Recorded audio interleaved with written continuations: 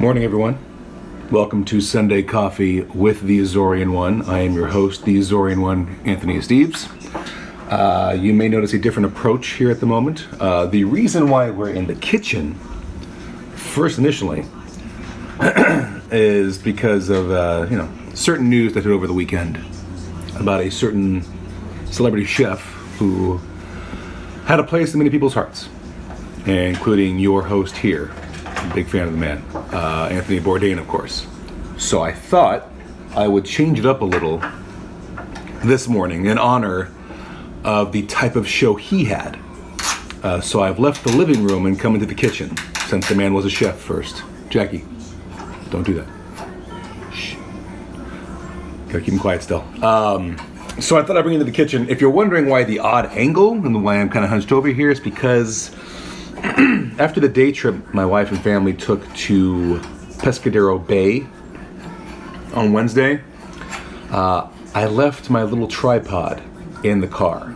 And this morning, my wife has said car to go to work. So, I have no tripod. So this is the angle. If you're watching right now on Twitch or watching later on YouTube, this is the angle you'll be seeing for this show. Holding my phone up is a package of boxed juice boxes. So, very technical. Anyway, I thought I would show you as I make a special breakfast for the boys today. It is cinnamon rolls. Store-bought cinnamon rolls. I've already popped it open because of the fear of you seeing me get scared at the popping sound this makes. We don't need video of the Azorean One scared of popping cinnamon rolls. No, we don't. No, we don't. So, in brief comic news, while I'm preparing this, I did finally see Deadpool. I finally saw Deadpool 2, yes. I was the last crusader to have seen it. It was my birthday yesterday. Yesterday was my birthday, yes. The Azorean One is another year older. I'm 21 again. No, I'm not. 36. So, my wife decided to take me out in the morning. Actually, she gave me the option, and I threw it in there. Thank you for the happy birthday there, Tim. Thank you. And I threw out, well, since we have some stuff we're doing later, what if, my mom is willing to watch the boys, and we can go watch Deadpool 2? And she said, absolutely. So, went to a 10:05 showing of Deadpool 2 in the city of Elk Grove at the Central Laguna. That's my dog. Don't worry about it. So we went to that showing. There was maybe 3 people in the entire theater, which is great. And we sat there and we enjoyed Deadpool 2, and it was phenomenal. That movie was outstanding. Many saying better than the second one. That means better than the first movie. Yeah, I can see that. What I say the first one has over the second one is that we didn't know what we were getting. We didn't know what to expect with the first Deadpool movie. With part 2, we kind of knew what was coming, or the type of story we were going to have, or type of content we were going to have. So part 2 had more of a duty of surprising us and giving us things we hadn't seen yet. And it did that. Plenty of surprises. I feel I can say quite a few of the surprises now since it's been out for over a month. So that Brad Pitt cameo, that was outstanding. That was great. I was wondering who the Vanisher was, and now we know.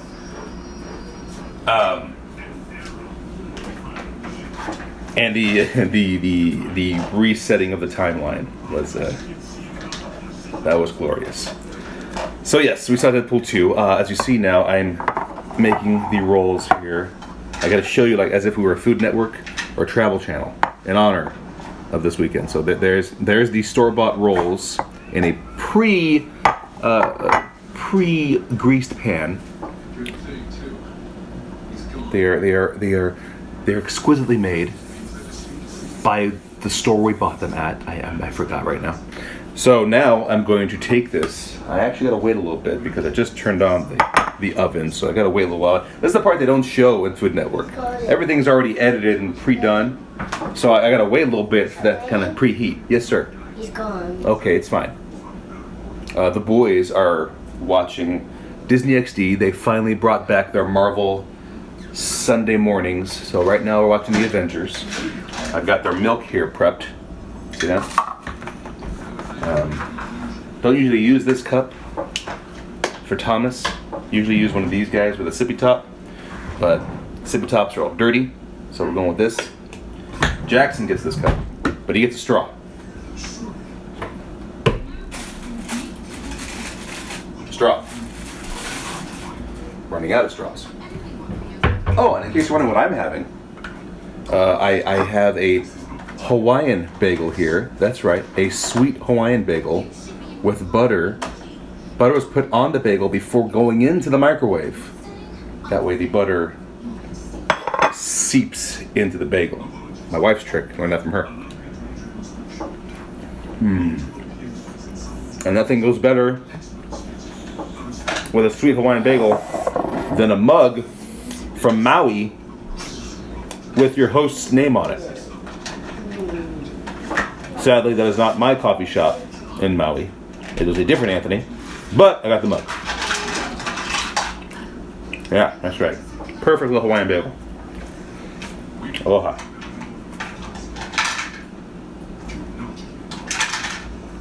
So Deadpool 2. For Deadpool 2. Morning to you, sir. Thank you for tuning in. Those just tuning in again, I have a different theme today. We're in the kitchen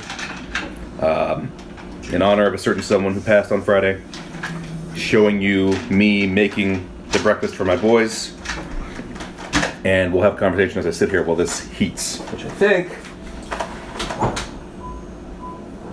we're looking pretty good. I want to put it out there that I am no master chef at all. My wife is the chef. I'm a breakfast person. I can do eggs. I can give you waffles. I can give you pancakes. I can do linguiça. Still working on dinner. Still working on that. But today's an easy day for the boys. So I'm now going to place said rolls into the oven.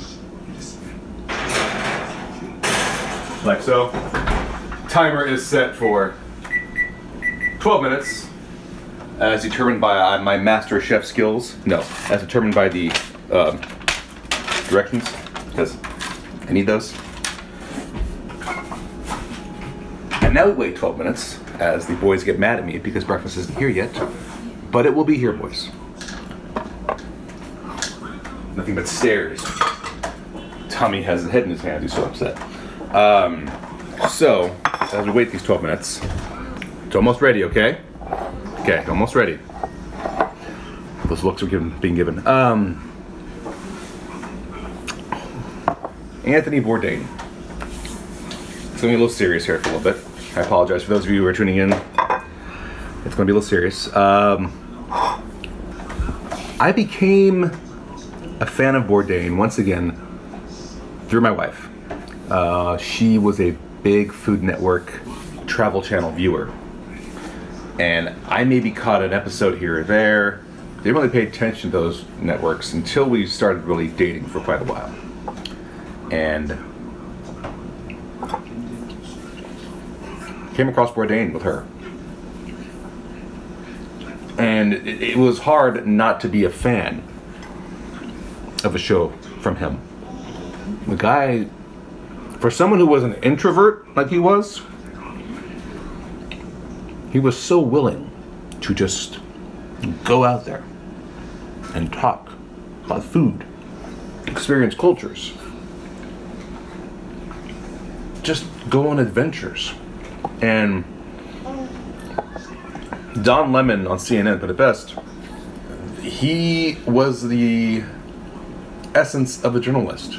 I mean, when you break down a journalist to its very core, you're curious. You're curious and you want to gather information. Bourdain just found a way to do it over food. You know? And something that we've all done. What's wrong, buddy? It's okay. He's fine. Keep watching. Captain America's in peril. He did it, something we've all been doing, but no one ever thought about setting up a camera and doing it like that. He did it. He wrote that article in 99, Don't Eat Before Reading This. And that's what opened up his entire writing and television personality career. The guy, in case you guys weren't aware, Bourdain wanted to be a comic book artist. Yeah, the Anthony Bourdain. Don't mind me, I'm creating some sound, very technical stuff I'm making right now. Those of you wondering, hearing ruffling sounds. He wanted to be a comic book artist. That was his initial goal as he was working in kitchens around the world, around the country. In the end, he did end up writing 2 stories for DC Comics. I had those brought up here. Forgive me, I have a slow iPad nowadays. I'm gonna find that right now for you. Don't mind me. Dead air. It's a great thing. Here we go. He wrote Get Jiro and Get Jiro Blood and Sushi for DC Comics. He wrote those in the first one 2012 and the sequel 2015. He wrote those with Joe Rose and Langdon Foss. Joe Rose and Langdon Foss on Get Jiro. Get Jiro Blood and Sushi was Bourdain with Joe Ross and Ale Garza. So, he ended up writing those. But then that article he wrote, the Don't Eat Before Reading This, blew up. Stop. Don't do that. Stop. Wrote that. All of a sudden he blows up. He gets his TV show on Travel Channel called No Reservations. And he just, again, a simple idea. A simple idea of boys. A simple idea of visiting countries, visiting cultures, visiting cities, and discussing their history over food. And it wasn't just like rambling, it was in-depth discussions about everything, about history, about injustices, about the guy down the street, about which restaurant's the best. Simple talks. And you were glued. He did No Reservations. There was a series called The Layover. And I don't remember if that was still Travel Channel. Yes, Layover was Travel Channel. He ended No Reservations, where he was going to areas. And then The Layover was his series where he'd be at an airport and he's in between locations and he has a day or a few hours layover. And what it was is him visiting the city that he's currently experiencing his layover and eating there and drinking there and talking to people there. Of course, planned. People know he's coming. But another great idea. Then he jumped from Travel Channel and he went to CNN. And he took CNN went to a direction it hadn't gone before. CNN was a news program, was a news channel. Everything was news on CNN. This was their first venture into like an actual show. And it changed CNN's future. Now they're news. Now they have their shows with Bourdain, W. Kamau Bell. You have their documentary specials. It's taken them a different route. And they have Bourdain to thank for that because Parts Unknown exploded. And he easily was the rock star of food and culture. You know, you had the uppity ups, you had the over civilized folk, Then you had Anthony Bourdain, who knows the top level of food, knows how to present you quality, high civilized food, but prefers to go into the local shops and mom and pop locations and eat with his hands and have a few beers. He can work both sides. And as someone who recently has reawoken his inner writer and who sees himself as a starting out level TV personality, just without the TV part. Well, YouTube counts, I guess. Bourdain's an inspiration for me. You know, I've always, my default go-to when it comes to being on social media and doing live feeds is, Portuguese version of Dwayne "The Rock" Johnson. That guy's been my hero since 98, excuse me. So, of course I'm going to base off him. But Bourdain presented to me a different way to reach the public, a different way to reach people, a calm, enjoyable, fun method of learning about different cultures. Yes, sun's out, guns out. For once, I'm not wearing a hoodie. Thank you, Manderson. I'm not wearing a hoodie. I'm not wearing a sweater. I've got the guns out today, and it's a little cooler today, which is funny. So that's what Bourdain. He for me, he showed a different way to present to people. That there are times where you go be in the Dwayne Johnson Rock mode that I can do, and then there's the times where just using a different approach, a different method, different idea of how to break down a culture and discuss it and talk about it. And I have my wife to thank, of course, as I told you. She's the reason I know who Anthony Bourdain is. I have a huge list of things I have to thank her for. That's one of them. So when the news hit Friday, let me check these rolls really quick here. Oh, we're getting there. We're getting there, boys. It's almost ready. It's almost ready. Okay? All right. Good job. We gotta keep them excited, or else, just anger. Move my bagel over here really quick. So I wake up Friday morning. This past Friday, Mickey Mouse Club. This past Friday, I wake up at about 5:30 in the morning, still laying in bed. Don't do that. He hit himself. I wake up at 5:30. I was already preparing to wake up early because the trailer for the new Halloween film was opening out on Friday. It was really being released worldwide. And I was going to wake up early because on the side I write for Latino Review Media and I cover news stories that occur every morning. And I knew that one was coming. And for the past week, I had already been, writing about the build-up to the new Halloween film. Photos from the movie. What, Jack? I don't know. Doctor Strange will help them. Keep watching. Doctor Strange did something. I was writing, Tuesday, I wrote about the producer, Jason Blum, announcing that the trailer will be out Friday. Wednesday, I wrote new images out. Thursday, new teasers on the social media. And then Friday, we knew the trailer was coming. I woke up early. It hadn't been posted yet, but I wasn't going to go back to sleep because I can't do that because my body won't let me. But the first thing I see is this report, this update from Hollywood Reporter. And then CNN followed shortly after. And both had stated that Anthony Bourdain had died at the age of 61. So there's no way I'm falling back to sleep now. My body is not going to let that happen. 50 seconds left on the timer here. And I think we're looking pretty golden brown. Hey, they're right on those 12 minutes, you know that?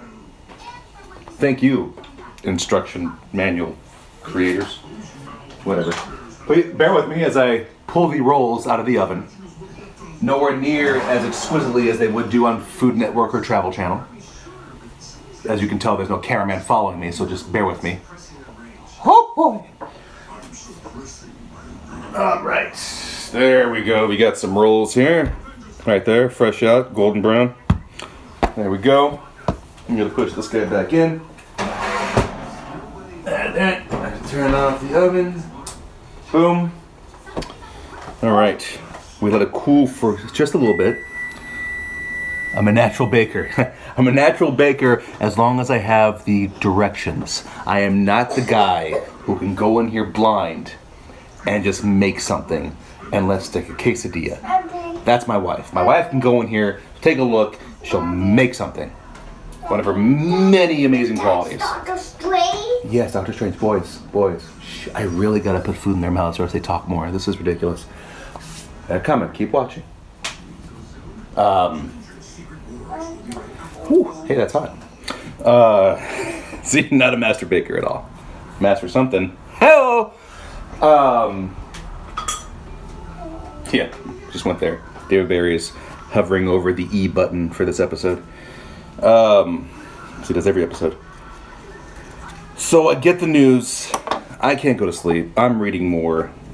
And yeah, it turns out to be an apparent suicide. Don't you yell at me, microwave.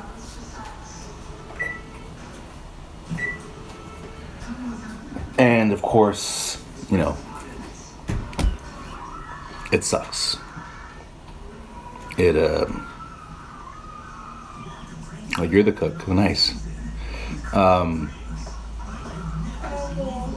It hits, and I'm, you know, people say, you know, just a celebrity. Oh, what's the matter? It's a celebrity. Well, you know what? We connect with celebrities out there. Huh? Son's making a mess here. Hang on one moment. Check out my back kitchen there. No, you stop that. Don't do that. No spilling water. Stop. No. He's getting bored, so he's spilling water. That's Thomas. You know, he was one of those, you know, there's celebrities you don't, you know, you watch them in movies and that's it. There's celebrities you watch on TV and that's it. You know, I've never, you know, I got my journalism crush on Anderson Cooper. Sorry, I just do. I love the way the guy reports. I love that he's human. I actually enjoyed when he hosted with Kelly Ripa for a little bit. And now I'm an old man. I watched Kelly and whoever her host was. Now it's Seacrest, isn't it? The guy does not sleep. So, you know, Bourdain was one you could connect with. Anyone could connect with this guy. He never came off as this holier than thou, knows everything. Well, I mean, he knows a lot of stuff. But he never came off as a guy who had the diva aspect that many celebrities could have. I mean, it's hard to be a diva when you're going around the country and around the world and you're hanging out with people who aren't divas. You're hanging out with the normal people around the world, some not that normal. And you're talking and you're discussing things. And so we saw him every Sunday night. If you were watching him on CNN, or you watched him whenever he was on those other on Travel Channel, you watched him there.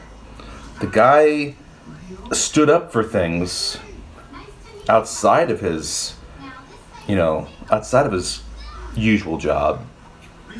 He took a stand for injustice. He took a stand for the way culture is being treated. He took a huge stand with the Me Too movement. Especially since his last girlfriend, Asia Argento, the director-actress, she was a victim of Harvey Weinstein, and she went off on Harvey. And she was lambasted in the Italian media over it. He defended her every step of the way. And he would even say things like, you know, Vitali, the last chef who got charges brought up against him, or accusations brought up against him, he admitted that he was a fan of Vitali's. Was. No longer. Excuse me here, I'm reading the comments.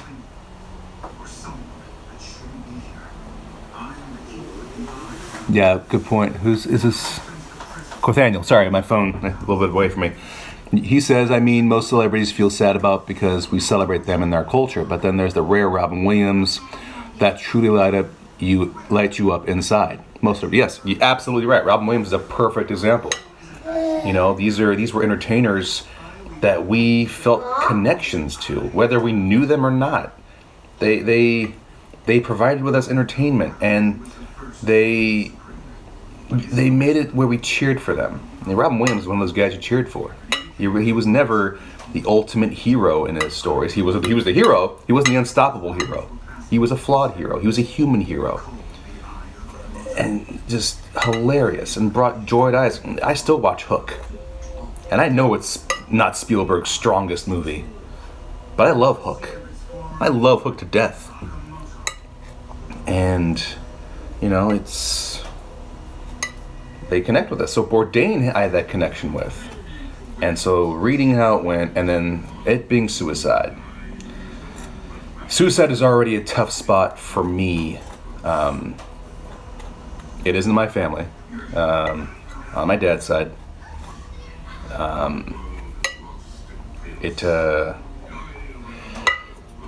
It's tough. It was, I'll be candid with you. It was my uncle in '94 when I was 12. He committed suicide. You know what? I'm not going to say committed suicide anymore, because that phrase comes from a time when suicide was outlawed. It was an act of violence against someone. It was on the same level as committing murder. And I'm not going to call it committed suicide. He took his own life. I apologize for saying it. I will not say that anymore. He took his own life. And 20 years later, his son, my first cousin, followed in his footsteps. Did the same thing. And I've grappled with how to deal with suicide. Discussing it, talking about it. I've always was the upset, how could you do this? There's the people out there, you're a wimp, you gave up, you shouldn't be celebrated. And there was one time where I had that mentality. But lately, since my cousin Eric,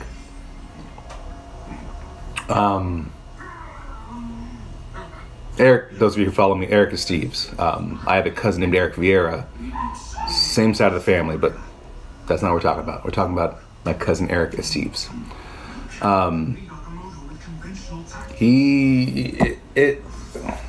It got to a point where I started realizing, I have no idea what was going on in his mind. We are close for a long time. His dad is my dad's closest brother. After his dad died, will you pick up your kid already? People honking across the street because they want to pick somebody up. They can't get out of their car. They got to honk. We were close growing up. After his dad died, we took him in for a few months, keep him on the right path, introduced him to the cousins down south, the family he didn't know about. And then, things just changed. People go their separate ways and you lose connection. And he and I would chat once in a very long while. We'd always say that thing the line you say to everybody when you haven't seen them in a long time. We need to catch up. We need to keep in touch. We need to talk. We all say that. We say that to everyone we know. And we didn't. And then I got the news that had happened. And it made me look at it, the topic of suicide, in a different manner. I no longer go off on tangents that, you're weak, you suck, you let them down. And all those are valid feelings, but it gets us nowhere. It gets us nowhere, and we also have no idea what that person is going through. At that time in that person's life, maybe they don't have any help at all. And their mind literally is telling them that the world would be a better place without you. He got him. Mm-hmm. Ralphie, you're asking for first time here. What's the channel about? I'm a member of the Capeless Crusaders podcast.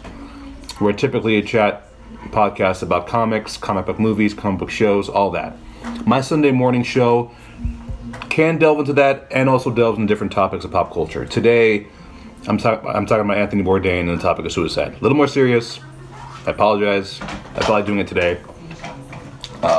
You're free to hang in there. If you don't want to talk or view this, come back next weekend. It'll be different. Say no. Let me deliver my food to my kids here before they starve to death.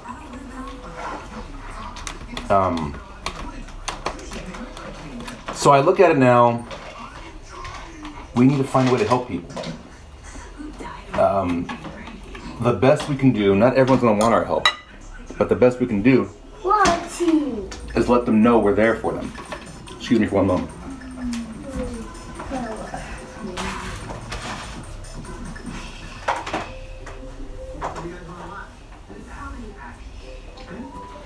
And I then started looking into, organizations that help out with people suffering from suicide or suffering. And when we say suffering, I mean there's people who have attempted it. Then you have the families left behind by the people who've attempted it. And knowing that they have a connection, that they have someone who can be there with them. And yeah,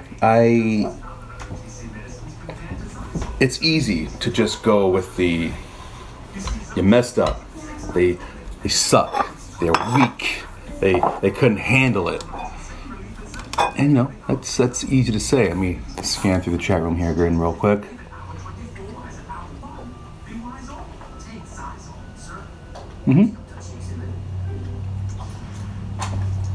Corthaniel talking about depression in the chat. Absolutely. I think we've all reached a certain level where we start to reach this dark spot in our lives.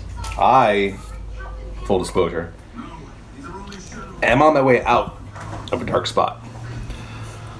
Nowhere near, in my opinion, the levels that people like Anthony Bourdain or Kate Spade or others may have been in. I don't think I was that far, but I did experience some darkness.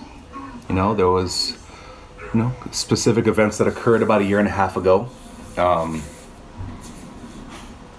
One of those events occurred the day after another event, and that one was family of mine dying. My cousin Blake, 25, dying of cancer. 25. So there was a good period of time where, I was in this spot. And I'm the type of person who doesn't want others to experience whatever pain I'm going through. Jackson. Also, those of you just tuning in for the first time, those are my kids in the background. They make noise sometimes. I apologize. I don't have a studio. So I put on a mask. Made others smile. Be there for the kids, be there for the wife, and then those moments when you're like, this sucks. You don't go to sleep at night. You wake up at bed. You wake up different times. You can't sleep comfortably. I've had that moment. So going through something like that makes me open up to what people are going through. No one knows what Anthony Bourdain or Kate Spade were going through up here.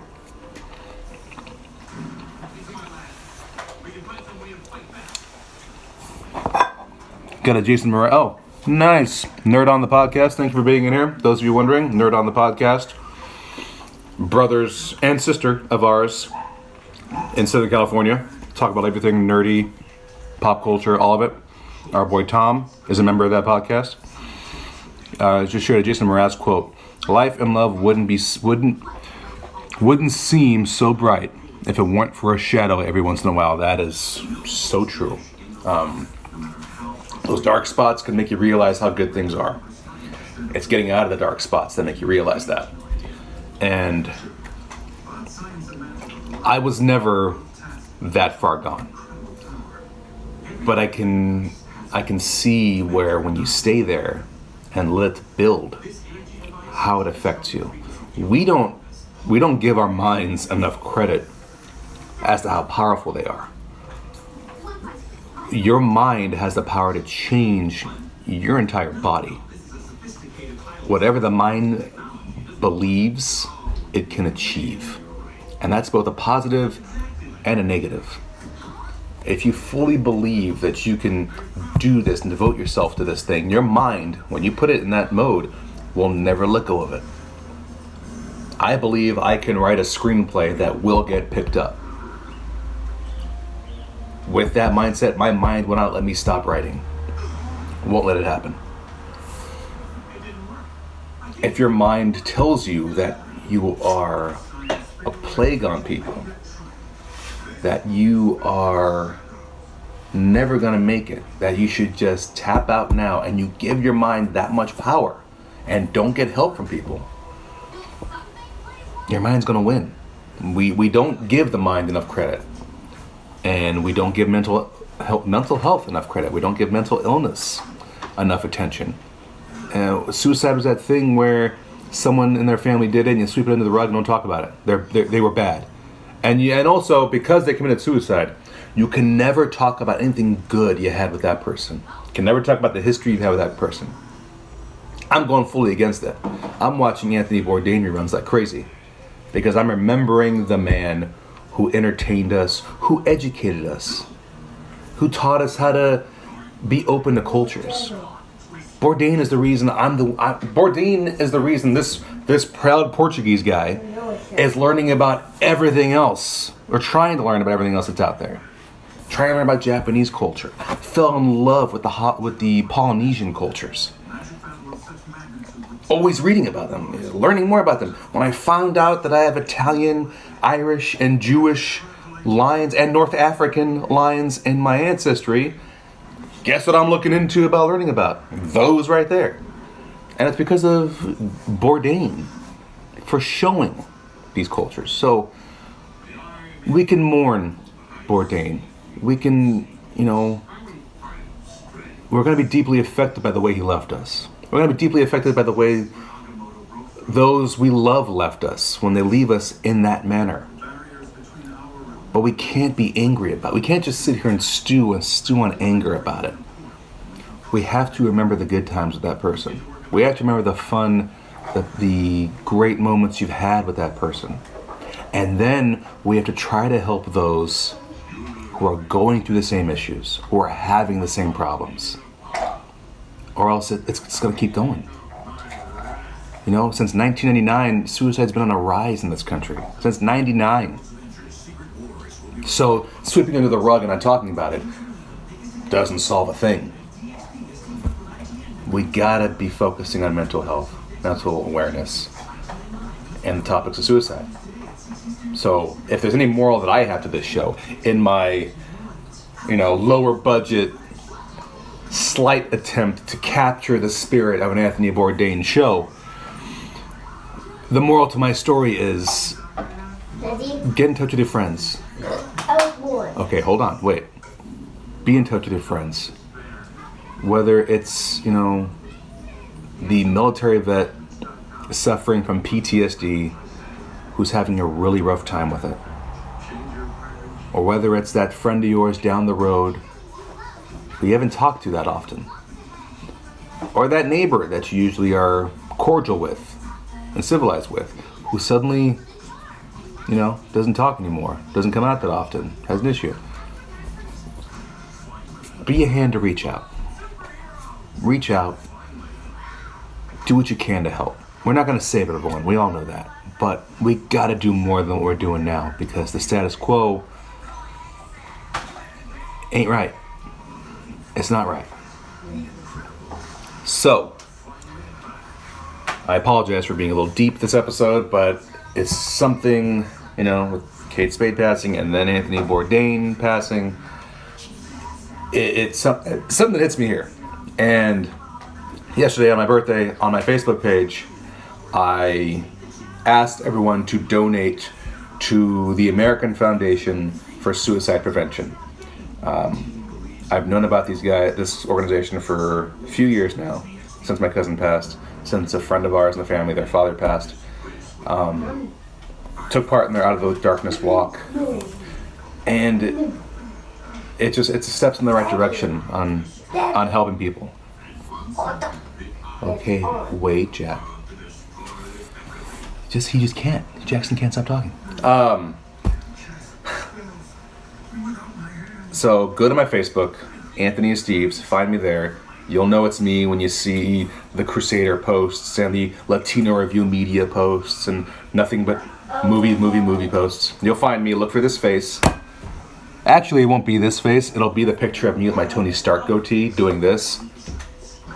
So search Anthony Esteves on Facebook if you're not already following me, and look for this face with a Tony Stark goatee. That's me. And I did a post yesterday asking you to donate to the American Foundation for Suicide Prevention. Last time I checked before we went on, I hit $235. So thank you to my friends and family who donated that $235 to the foundation. Every penny helps. If you haven't yet, go. If you can't today, do it when you can. But please go there and donate.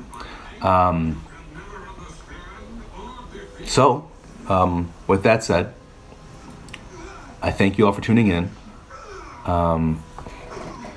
Thank you, Cortaniel. I appreciate that, man.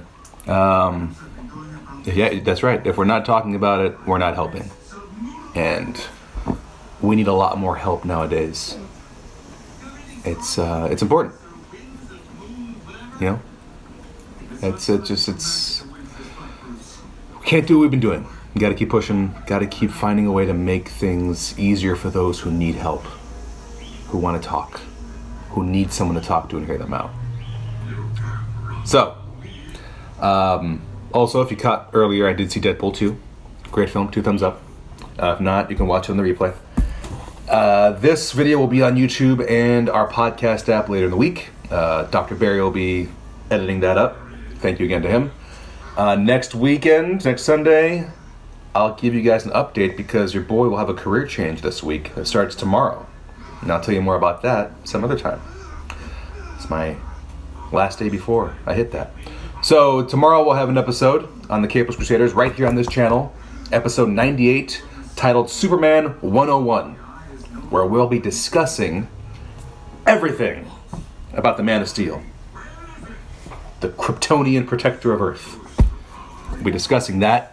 So tune in tomorrow night, 8-ish, on this channel, twitch.tv/the Capeless Crusaders.